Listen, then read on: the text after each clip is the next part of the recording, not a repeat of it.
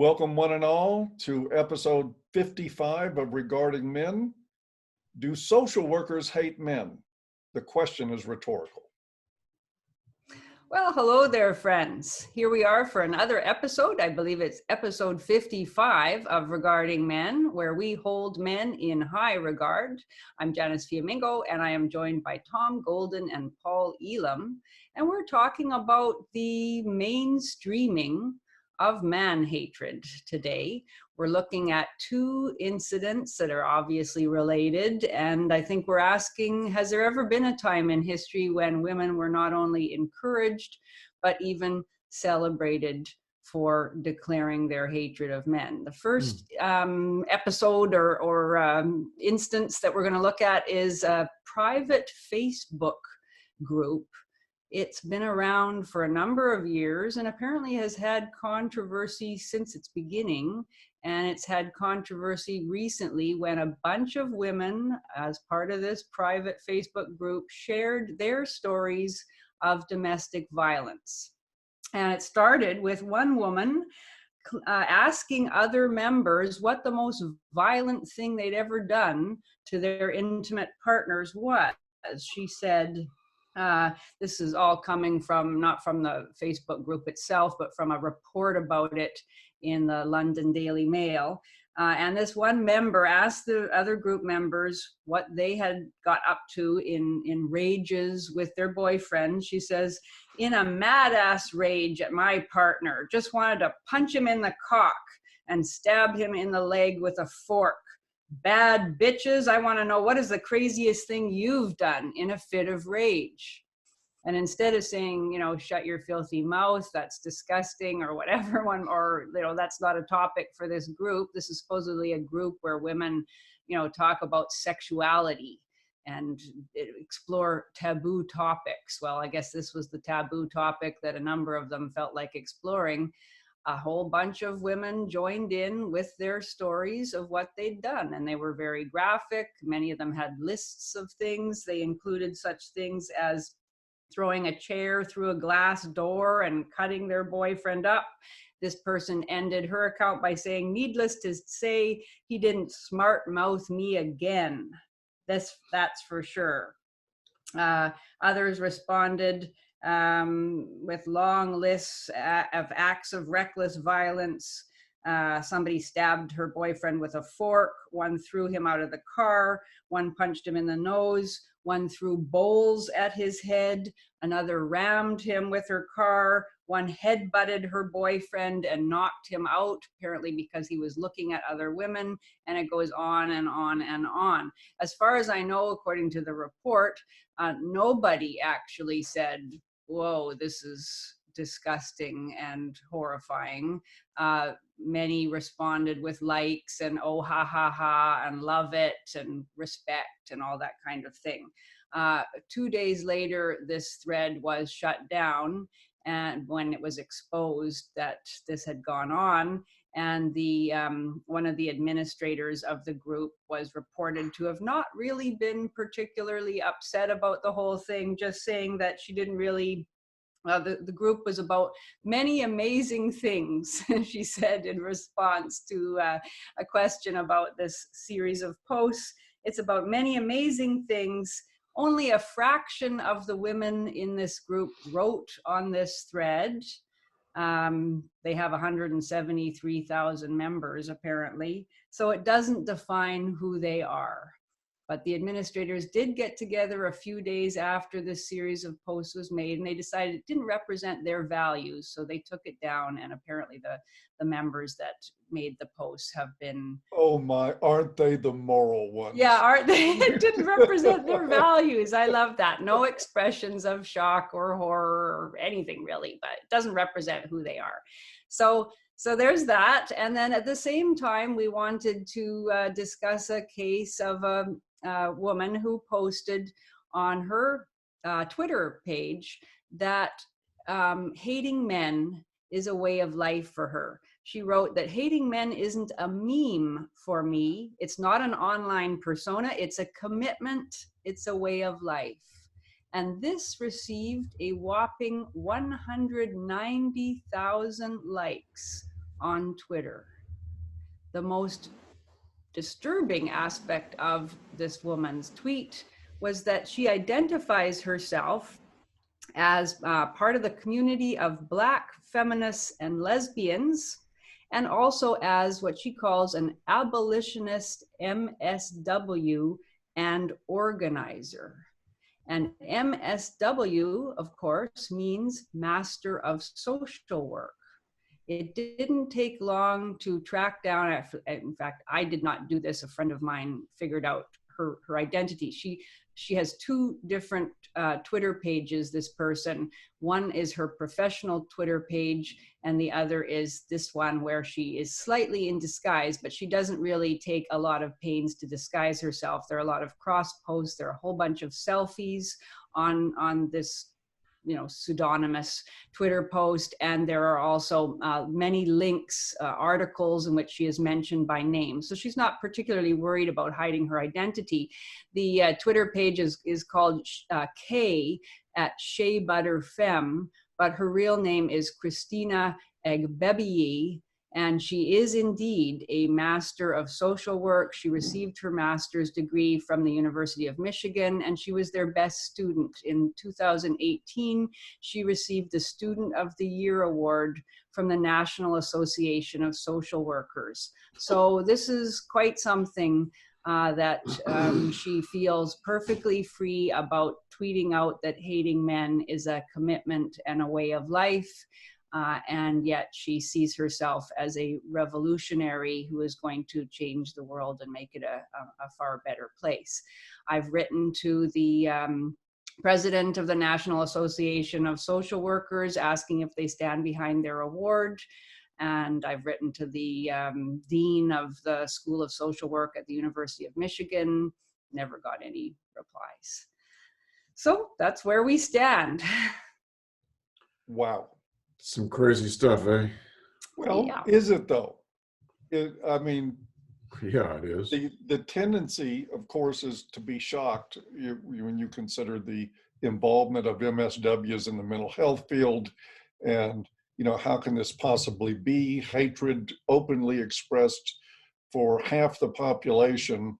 Yet I would venture to guess that part of what got her recognition was her views of men, because that's the direction that social work has gone.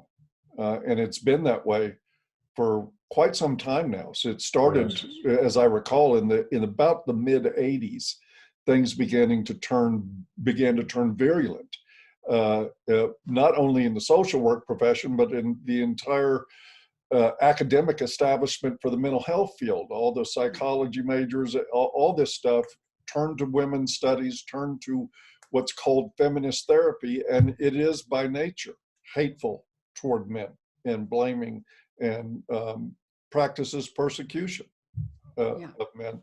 So I'm not surprised that this happened. I'm glad, Janice, you brought her real name into this, and because I think it's important that these individuals be named and publicly recognized, for lack of a better term, for their work.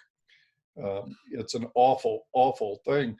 And Tom has been very well aware of this for a long time. I know that he has been expressing concern about schools of social work, what they're actually doing, because they do have a code of ethics that totally prohibits this kind of behavior. Mm-hmm. Right. Mm-hmm. Right. And nobody's holding them to the standard of that code. Yeah, I've written a number of letters to NASW about this very thing, and of course, very little in response. But I put those letters on a website called menandsocialwork.org, I think it is. And it's interesting to go through those. And how can you have a code of ethics that says this, but you practice like this? And I go through thing over and over again. In fact, half of the stuff is on clinical practice, and the other half is on the educational side of things. And it's just thing after thing after thing of breaking their own code of ethics. Mm-hmm. It's pretty disgusting, really. Yeah. Yeah, I looked at the National Association of Social Workers Code of Ethics too, and it's all laid out there. It prohibits the use of derogatory language. Right. It prohibits discrimination on the basis of da da da da da, including sex, of course. Yep. It tells people that their personal problems, they shouldn't allow their personal problems to interfere in their objective judgment and their work in the best interests of their clients. You know, it goes on, and she's clearly breaking every single one of those. Every single one of them. You know, in making this kind of a tweet, and she's clearly a disgusting human being. There's just no, I mean, who else says stuff like this and they're serious? Well, somebody who believes that it's morally righteous to say it. Right. You know, and how do they get to the point where they believe it's morally righteous? Well, years and years of indoctrination to say precisely that. And that is the amazing thing that's been going on, as you said, Paul, in our universities, especially in the social sciences and also in the humanities, but where it impacts society perhaps the most is in the social sciences.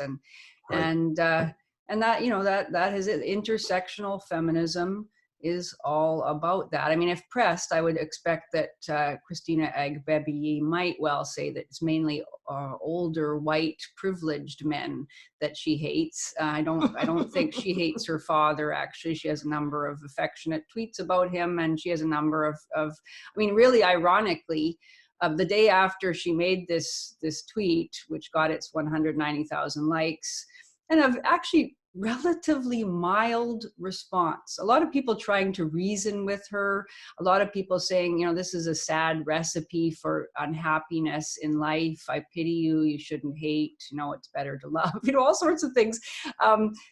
Quite sweet. One man even saying, you know, I bet you'd like me if you met me at a party. We could have a few laughs together, but that's not possible if you've decided you hate based on you know, an inalienable characteristic of mine, and all sorts of things like that.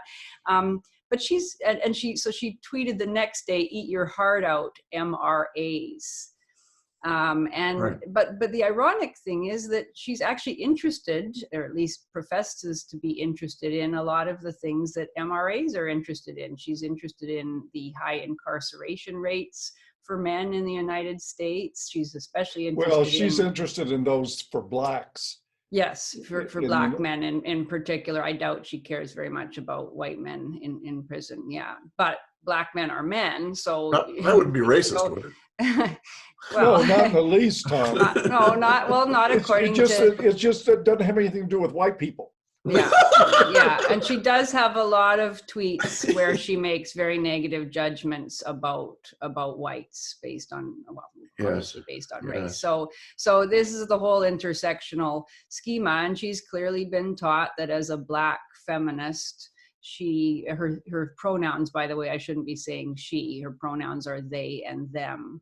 So this person has been taught that they are not racist or sexist in hating white men. And this has been going on, I mean, for years. I remember when in critical legal theory, the notion of hate speech began to be widely discussed. And there were critical legal theorists, and critical legal theorists are just basically, people in law who don't believe that law as it is exercised in the United States has anything to do with justice, that it's simply an instrument of white supremacist power.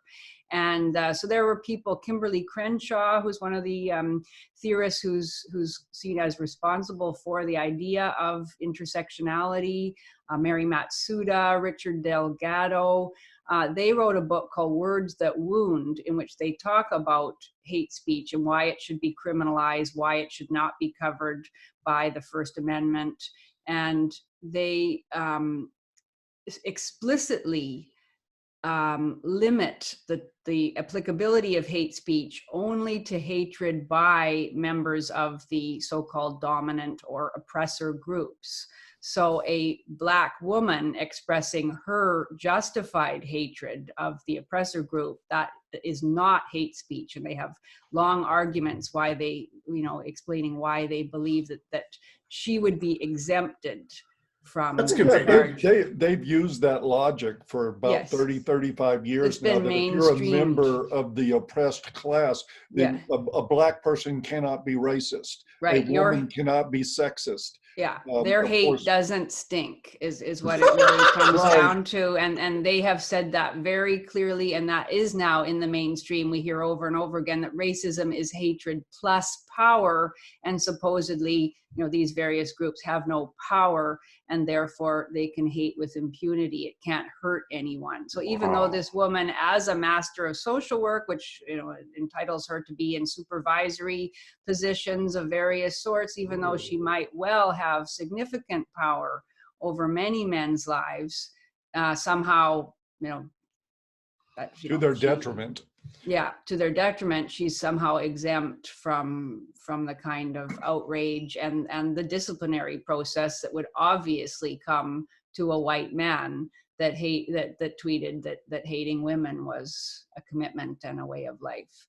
There's an irony here too that's so unfortunate, because we do have real concerns in the criminal justice system about policies that disproportionately affect people of color. You look at driving while black. It's a real thing. It's an absolute thing that happens.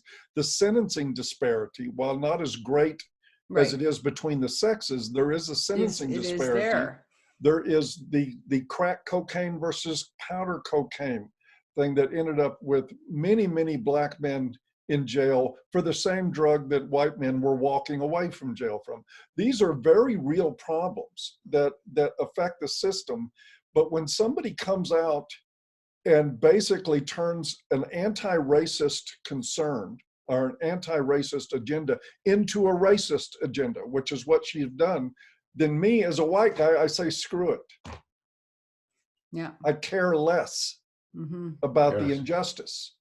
And it's a terrible thing, isn't it? I mean, that's the way I feel too. I was thinking that as I was reading through, I've spent hours reading through her tweets. She tweets a lot. Ooh. And, I was thinking, so many of her concerns, she has tweets where she posts about homelessness and men who have died in prison and all these things. These are issues that MRAs are concerned with. She could have productive and very friendly conversations about a lot of these issues. Their MRAs are more concerned about these issues than the kind of mainstream elites with whom her tweet would meet with approval. And yet, that constant, that sense that one is hated simply because one is white or male, it just makes you want to turn off. I don't want to have anything to do with you. I don't trust you. I don't, we can have no common ground. How could I get past a tweet like that? Yes. Nope. And of course, I'm sure the other side of the fence will argue, well, if that was enough to turn you off, you probably didn't care anyway. And I'm calling bullshit on that. The fact of the matter is, if you persecute a class of people, they will turn against you. That's basic human psychology. You can't ignore that. And this is precisely what she's doing. She's wailing powerlessly about injustice and doing everything she can to alienate the people that would help ameliorate that injustice. It's a sickness, I think. And I think it's a problem of evil too. Yes.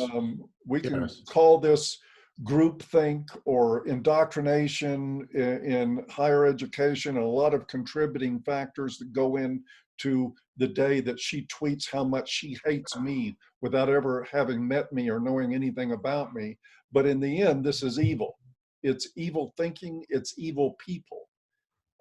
Good people do not embrace class hatred. They don't, not in my book. And anyone who does is to be discounted as surely as though she had a white hood on. Yeah. Yeah. Agreed. And that's what I kept thinking, that she has been given permission to hate through all her schooling. I'm sure she wrote papers talking about white supremacist patriarchy or white heteropatriarchal violence and all of these things, and was rewarded for that and championed for that. And so she's given herself permission and has been given permission by the wider society to hate. And that's the thing. I mean, yeah, we all struggle with various types of anger and hatred. but we know it's wrong. And when you believe that it's good and that nobody can accuse you of, of anything wrong because you hate, in fact, that you're going to be clapped on the back, you're going to get 190,000 likes for that and admired. And a lot of people did and said, yeah, a lot of men chimed in. I hate men too, and I'm a man. Right. One guy chimed in saying, hey guys, if you really don't like this, then you should work for women's equality, because when women are equal, then this kind of thing won't be allowed. And he forgot to add in at the end there, can we please have sex now? I've done my groveling for your approval. Will you please pat me on the head? Yeah. Yeah, because we know that throughout history, when it was socially sanctioned for one group to hate another, it was always because the group doing the hating was actually disempowered. Not quite, but anyway, yeah. I mean, it's quite something to see the twists and turns of the mental logic that somehow justifies this and makes it a joke or an exercise in postmodern irony or a statement of liberation. I have a guess about all this, and that is that the whole victimization thing is playing a part in this. Because the more you teach someone that they're a victim, the more likely they're going to be to project that out onto somebody else, And I think that's part of what's happening here is people are projecting it out. Because have you ever seen a self-satisfied person who hates someone? Probably not. Probably not. People who are self-satisfied generally do not hate. So, it's easy to move people to a point of hate by telling them they're victims and ruining their sense of satisfaction with self, ruining their capacity to be in the present moment, and baiting them to try and find others who have similar hate. When that happens, boom, just like we saw in that Facebook thing, it amplifies out, it gets worse and worse. And I think that, in some ways, I think there is some idea that by pushing this whole victimhood idea, that is actually fostering this hate, the hatred. Well, it certainly fosters the justification. I know if I see myself as a victim of burglary, if somebody breaks into my home, right, I'm a lot more comfortable with shooting that person than I would be ever with shooting somebody who didn't pose a threat. Yes. And I think that's just normal for human beings. If somebody's attacking us, if we really are a victim, yes, then most of our behavior is justified. It justifies our response. In our self-defense. Yes. But guess what? This woman is a highly educated, successful woman in her field, recognized, living better than 99% of human beings have ever lived on the planet, with more freedom and more protection from discrimination than we've ever seen before in human history, and she's still a victim. But that graduate school is teaching her that. Yep. They're teaching her that she's a victim. I talk with some guys who've been in social work school, and they tell me what's happening there. And some of these professors are just boldly hating men. One guy told me about the situation where they were talking about domestic violence, and they just tell him to shut up. You're a male. You don't know anything. You need to keep quiet. Listen to the women talk. And it's unbelievable what's going on. We got an idea of what happens when we listen to the women talk on that Facebook page. Yes, exactly right. Yeah, exactly right. I mean, it's just. And I wanted to address that for a minute too, because in a sense, the story of this Facebook page is the story of a voice for men. There's a parallel here. The thing that I think brought the most media attention at A Voice for Men that it ever got, and of course almost all of it negative, was an article I wrote called "If You See Jezebel in the Road, Run the Bitch Down." And it was a response to similar type content that was published at Jezebel.com with women bragging about inflicting all this harm. And I said, well, let's reverse the roles, or let's not even reverse the roles. Let's say, what does it look like if men decide that they're not punching bags and they're going to hit back? Mhm. And I wrote an article along those lines, and they went nuts. Yeah. Absolute. I mean, it's 10 years later, and they're still bringing that article up. Mhm. They're so crazy. And Jezebel has never taken the original article down. They've never apologized for it. And of course, we see the same thing happening on this Facebook page. You said 173,000 followers Members. on that page. Yeah. How Mhm. many of them expressed outrage? Yeah. That's what I'd like to know. The article did not mention a single one.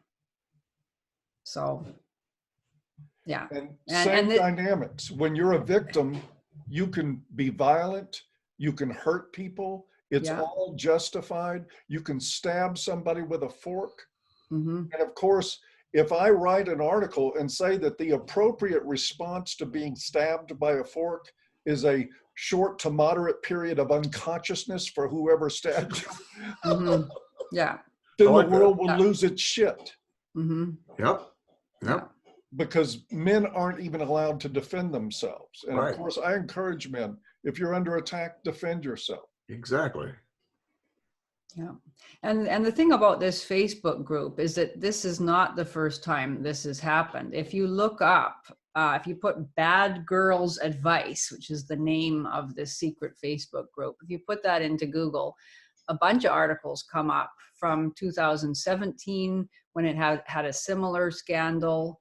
And, this is part of it. I guess this is what happens when women are given permission to be bad girls is mainly, I think they talk about sex and vibrators and things like that. But they get into talking about how much they enjoy beating on men and doing terrible things to men, throwing bowls at men's heads, biting into a guy's neck so hard they can hear bone crunch and he's still got the scar, and all sorts of hideous things.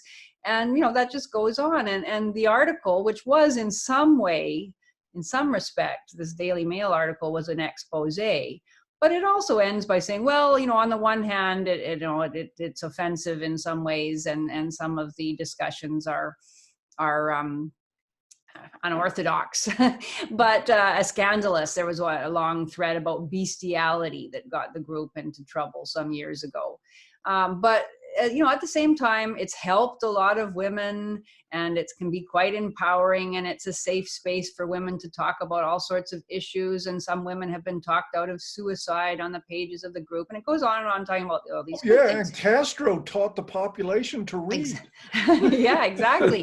And that's it. And I was thinking, imagine a secret men's group where men celebrated the things they had done to their partners, and people wrote things like respect and ha ha ha, love it, oh, sharing this, and all that. I can't imagine an article that would say, but it's also helped many men and it's been very empowering. And yes, there's a dark side, but it's really good. And on the other hand, it just shows the ridiculous double standards and our inability to believe that women's hatred and women's violence can actually do any harm, even though we see the results of it all the time. And that's what it ends up doing. It just reinforces the cultural myth that men can't really be harmed, that men deserve to be hated, and nothing that can be done to men really hurts them. Exactly. And it takes us to Tanya Reynolds again, who says that women, even if they're the perpetrators, are seen as victims. Yeah. And this is why I tell men all the time, and I'm going to say it again here, guys, look, if psychotherapy can be a very helpful instrument in the lives of people used appropriately. But if you're shopping for a therapist, never go see an MSW. Don't ever see any of them. The chances are too much that they've been steeped in this hatred of men, and that will play out. Most therapists take 2, 3, 4 years of the beginning of their profession to learn to separate their own issues away from their clients' issues. Really? It's a normal process of becoming a therapist, is you learn that dividing wall. Well, guess what? When you're taught in an atmosphere of hate, you don't have the drive to say, okay, I got to sort out my own daddy issues or whatever issues I got to separate that away from my clients and not be a pathogenic therapist. So the schools of social work are cranking out pathogenic therapists. And Stay away from social workers. I would They're add, terrible. Paul, that there's no other profession that's much better. You know, the That's psychologists are the same freaking way. That's true. The licensed family therapists are pretty much the same way. Any place you go, you're going to run into this. So, and mind you, I'm not talking necessarily about LCSWs. That's what Tom is. That's a licensed clinical. I am. I'm talking about them too. Well, hell yes. It's a little better. There's better disgusting. education. It's disgusting what's happened.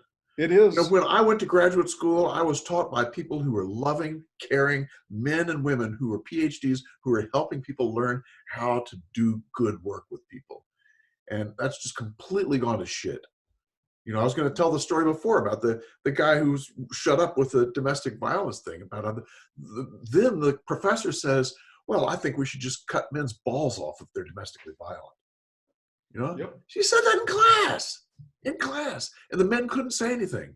I mean, there's literally been research done on these guys and their perceptions of being treated like an underclass in these graduate programs.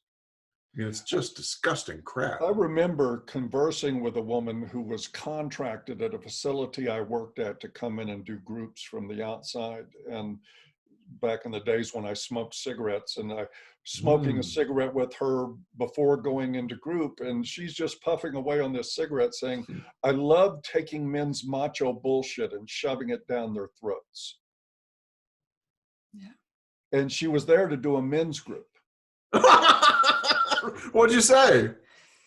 I said, well, you know, that really doesn't sound like material for a therapeutic alliance to me. Good for you.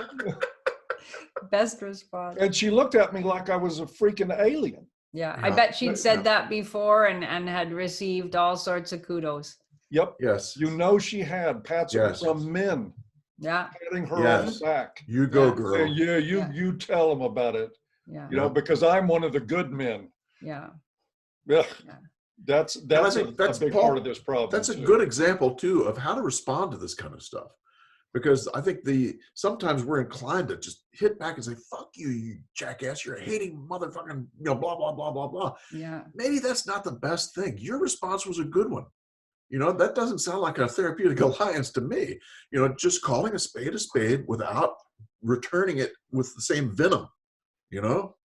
It's hard to do. Oh, yes, it was. And believe me, that wasn't what I was thinking of saying. I was thinking you weren't thinking.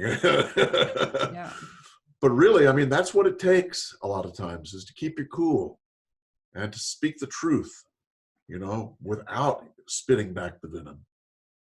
Sometimes not tolerating it either, you know? Yeah.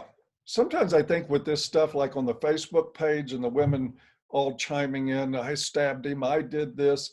There's always been, one of the things feminism has done is set up a very unhealthy competition between men and women. And what it's left a lot of times is that I see women competing to be scumbags. Yeah. Yes. And they're saying what they're really saying is that I can be abusive and violent just like a man can. So don't sell me short. The danger in that is that women's in-group bias then takes over and couples with that, and they try and be more nasty. You know, they try and be more hateful. Well, if you read some of the posts from that Facebook page or from Jezebel.com, they've certainly succeeded. Yeah, they have. Yeah. But I think Janice's first question when she opened up was a really good one. Has there ever been a time in history when women have been encouraged to hate men like this? And I can't think of one. Can you guys? Well, there was pockets of it, but never socially widespread. I know that one of the things that happened at the Seneca Falls Convention was that men showed up to support the women there at Seneca Falls. And at least the legend has it is that the men were told, thank you for showing up. Please have a seat in the back and keep your mouth closed. Yeah. Yeah. And it wouldn't surprise me if that's true. But a lot of this goes back to Aaron Pitsey really dissected this stuff very, very well, in that in the late 60s, it became the leftist way to trade off the class struggle and replace it with a gender struggle. Right. Right. That men had to be the identified enemy. While it used to be capitalism and free enterprise and things like that. Now Correct. we could drive the enemy much closer to home and Yes. create that war between men and women. And man, they did a good job. I'll give them that. They sure did. Yeah. And we're victims Yep. of those terrible patriarchal men. Yeah. Yeah. And there's such victims that they should be able to stab people with forks with Yes. no retribution whatsoever. That's right. That's right. Because they're owed that. Yeah. Man. We're living in a crazy place, man. Another one of these. Well, we've reached another happy ending. Yeah, I mean, what's the takeaway? Oh, God. Yeah, well, I mean, I'd love to see more and more. I keep thinking of. I'd love to see a march of women called "Not in My Name," and women standing up against this stuff. That would be really powerful. And I'm sure that would probably draw happening. the same numbers of men willing to march to stand up for their rights. Yeah. Yeah, it'd be It's a pretty gonna be a small, scraggly bunch. Well, I tell you what, to be totally honest, I bet you the women would outpace men. I bet you could get more women to stand up and say, "Not in my name." But one reason being that they're still in the traditional community, as it were. There is still a lot of women that think anti-feminism is about putting men back up on their white stallions to rescue their day and to take care of them and to enable them for anything they want. And this is what they want. And we have some of those people in our ranks. And so I think a lot of them would show up. And there's other just women who are sick of hearing gynocentric bullshit that would show up. I think their numbers together would put the men to shame, of men who are willing to show up and stand up for their rights. Yeah. Because where were the men on this woman's hateful tweet? I read through a lot of responses. Yeah. Yeah, there was more groveling than They're petrified. Yeah. You know? Yeah. Well, some people reported her, but the thing she didn't get suspended. And I don't know what she meant by MRAs eat your heart out. I get to wake up and not be her, so I don't think I have anything to be jealous about. Yeah. Anyway, well. Are we finished? Another happy ending regarding men, another positive, end on a high note. They go low, we get depressed. A lot of guys tweeted back to that woman, I really don't care. I'm happy to be a man. I don't care if you hate me or not. Yeah. Maybe that's and that is a great response. Yeah. Yes. Yes. I would say that was probably coming out of the MGTOW camp. Yeah, probably. Hate yourself to death. Yeah. Fine by me. That's what it Anyway, does. guys, thanks for showing. And we will see you all next time. See y'all next week. Have a great week. See you then. Bye-bye. Bye-bye. Bye-bye.